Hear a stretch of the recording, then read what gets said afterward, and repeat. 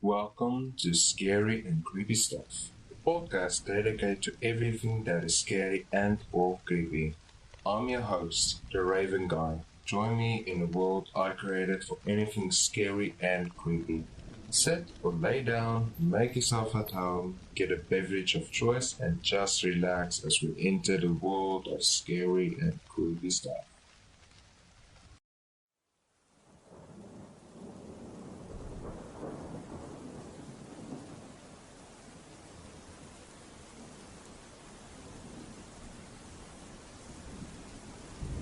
Housemates have been known to be our best friends, not judging you, keeping you company of the bad breakup, just being the joy of the party.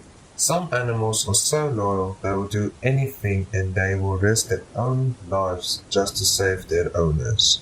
When all is said and done, pets are associated with being our cute and furry friends, but they can provide quite a lot more to life than we can ever know. Dogs, cats, and even birds can be a greater key to any true crime scene involving the home they stay in. A bird provides DNA. On Christmas Eve 2001, Kevin Butler was part of an attack at his own home, where two men broke in to steal valuables. A knife was pulled out during this attack. Just then, Butler's white cockatoo named Bert came in to defend him and attack his attackers. By pecking them, he was able to draw blood from their heads. Unfortunately, the bird was killed during the altercation, and the men were able to escape. But thanks to this bird hero, blood could be recovered from his beak and claws, and the blood belonged to Daniel Torres, who was a former employee at Butler's Pool Company. Torres wiped his forehead clean from blood and left a trail of breadcrumbs on a light switch. This was more than enough proof to send him to jail for life, according to the BBC News. A Chance in Hell, 1994, Canada. Shirley Duguay, a mother of five, vanished without a trace.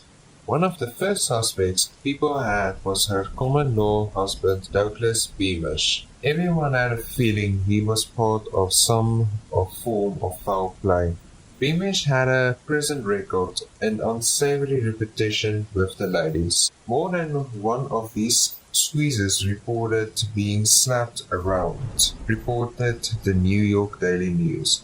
But with nothing to put him at the crime scene meant no arrest was made.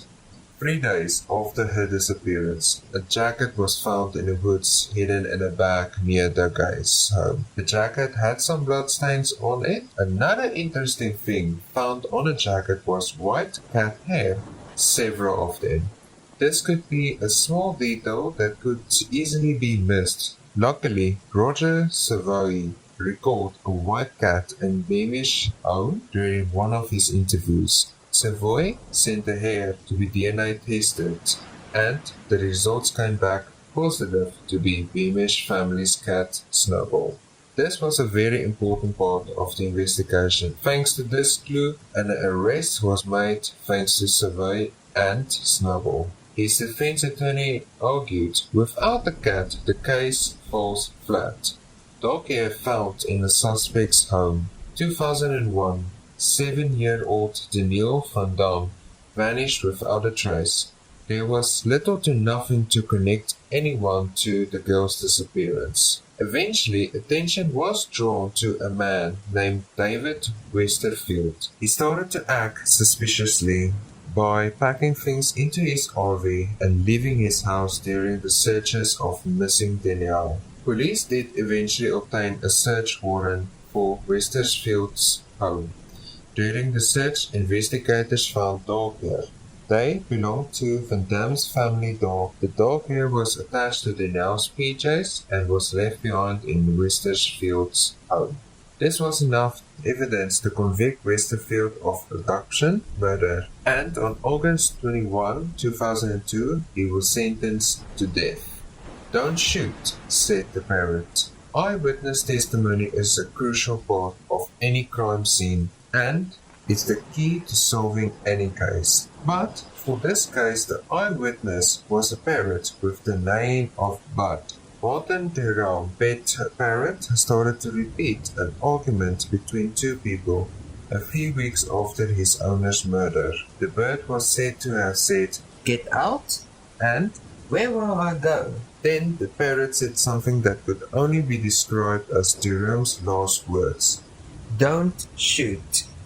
According to Detroit Free Press. Eventually, 49-year-old wife Lena Durham was convicted of first-degree murder after an 8-hour jury deliberation.